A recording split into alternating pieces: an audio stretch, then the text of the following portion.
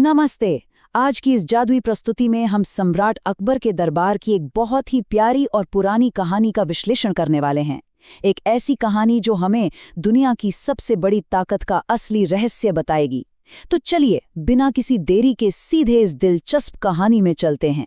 जरा सोचिए, अकबर का एक बहुत ही भव्य दरबार लगा हुआ है और वहां अचानक एक जोरदार बहस छिड़ जाती है।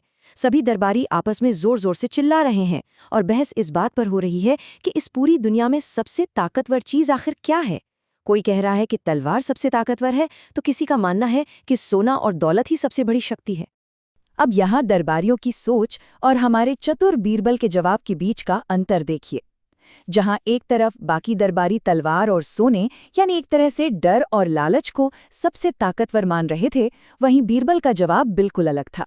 बीरबल ने बड़ी ही शांति से कहा कि दुनिया में सबसे बड़ी ताकत प्रेम और बुद्धि है, क्योंकि प्यार लोगों के दिल जीतता है और बुद्धि बिना किसी लड़ाई के हर समस्या को सुलझा देती है। क्या आपको लगता है कि दरबारियों ने बीरबल की ये बात मान ली होगी? बिल्कुल नहीं। वो सब बीरबल के इस शांतिपूर्ण विचार पर जोर जोर से हंसने लगे, उनका मजाक उड़ाने लगे। ये सब देखकर सम्राट अकबर ने अपनी दाढ़ी सहलाई और बीरबल को एक बहुत बड़ी चुनौती दे डाली। उन्होंने कहा, ठीक है बीरबल, अगर ऐसा है तो कल सुबह तक अपने इस दावे को साबित करके दिखाओ। उस रात बीरबल बहुत परेशान थे। वो अपने बगीचे में चक्कर लगा रहे थे और यही सोच रहे थे कि प्रेम और बुद्धि की ताकत को भला साबित कैसे किया जाए। तभी अचानक से एक चमत्कार होता है। रात के अंधेरे में एक बहुत ही मधुर बांसुरी की धुन गूंज उठती है। बीरबल पीछे मुड़कर देखते हैं तो वहां एक नटखट सा बालक खड़ा है, जिसके सिर पर मोरपंख है और चेहरे पर एक प्यारी सी मुस्कान। ये कोई और नहीं, स्वयं भगवान कृष्ण यानी हमारे कान्हा थे। उन्होंने बीरबल को परेशान देखकर वादा किया कि कल सुबह वो खुद दरबार में आकर उनकी मदद करेंगे। अगले दिन कृष्ण एक साधारण ग्वाले के वेश में, कंधे पर मटकी और हाथ में बांसुरी लिए दरबार पहुंच गए। उन्हें देखकर सब हंसने लगे कि ये बालक क्या करेगा, लेकिन कृष्ण कुछ नहीं बोले। उन्होंने बस धीरे से अपनी जादुई बांसुरी बजानी शुरू कर दी। चलिए हम सब भी एक पल के लिए अपनी आंखें बंद करते हैं, थोड़ा सा रुकते हैं और बस उस बेहद मधुर, शांत कर देने वाली बांसुरी की धुन की कल्पना करते हैं। प्यूहू प्यूहू। सोचिए वो धुन कितनी प्यारी और सुकून देने वाली होगी। और जैसे ही वो बांसुरी की धुन पूरे दरबार में गूंजी, क्या कमाल हो गया। मतलब जो दरबारी कल तक एक दूसरे से लड़ रहे थे वो अचानक से मुस्कुराने लगे।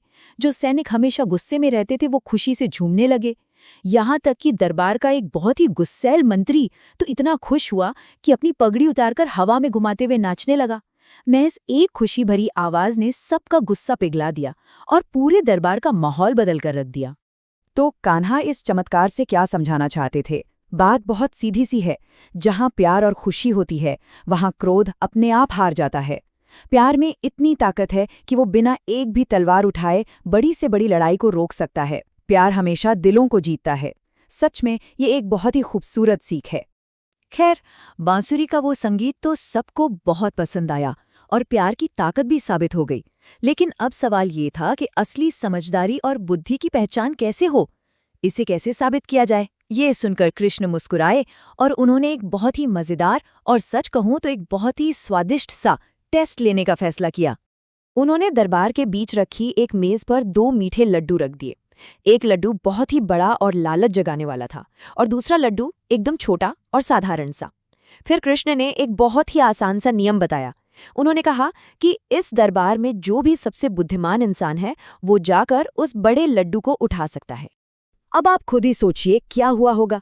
हुआ वही जिसका डर था। तुरंत ही दरबारियों पर लालच हावी हो गया। हर कोई खुद को सबसे समझदार साबित करना चाहता था ताकि उसे वो सबसे बड़ा लड्डू मिल सके। सब के सब मेज की तरफ टूट पड़े। धक्का मुक्की होने लगी, लोग एक दूसरे पर चिल्लाने लगे और उस एक बड़े लड्डू के चक्कर में पूरे दरबार में हंगामा मच गया। और जब बाकी सब लोग उस लड्डू के लिए पागलों की तरह लड़ रहे थे, तब बीरबल ने क्या किया? बीरबल बहुत ही शांति से आगे बढ़े। उन्होंने वो छोटा वाला लड्डू उठाया और मजे से खाने लगे। जब अकबर ने उनसे पूछा कि भाई तुमने छोटा लड्डू क्यों चुना, तो बीरबल ने मुस्कुराकर कहा, जहां बड़े लड्डू के लिए इतनी लड़ाई हो रही है, वहां ये छोटा लड्डू मुझे बिना किसी झगड़े के बहुत ही शांति से मिल गया। ये सुनकर कृष्ण जोर से हंसे। उन्होंने सम्राट अकबर की तरफ देखा और समझाया कि असली समझदारी इसी को कहते हैं। जब लोग लालच में अंधे होकर लड़ रहे हों, तब अपने दिमाग को शांत रखना और एक बेवकूफ़ी भरी बहस से बचना ही सच्ची बुद्धिमत्ता है। लालच आपको हमेशा परेशानी में डालता है, लेकिन शांति आपको सही रास्ता दिखाती है। अब जरा इसे अपनी रोजमर्रा की जिंदगी से जोड़कर देखते हैं। खासकर बच्चों के लिए यह एक बहुत ही प्यारी सी सीख है। मान लीजिए कि आपके पास एक बहुत ही सुंदर और बड़ा खिलौना है, बिल्कुल उस बड़े लड्डू की तरह। अगर दो दोस्त उस एक खिलौने के लिए लड़ेंगे तो दोनों रोएंगे और किसी को मजा नहीं आएगा। लेकिन अगर हम समझदारी दिखाएं, अपने खिलौने को साझा करें, यानी शेयर करके एक साथ खेलें, तो ये सबके लिए खुशी और शांति लेकर आता है। शेयर करने में ही असली मजा है ना? और दयालुता का ये प्यारा सा सबक सिखाने के बाद वो जादुई बालक वहां से मुस्कुराते हुए गायब हो गया। अपने पीछे वो छोड़ गया बांसुरी की मीठी सी धुन और कुछ बहुत ही जरूरी बातें कि प्यार और हंसी से बड़ी समस्या सुलझ सकती है।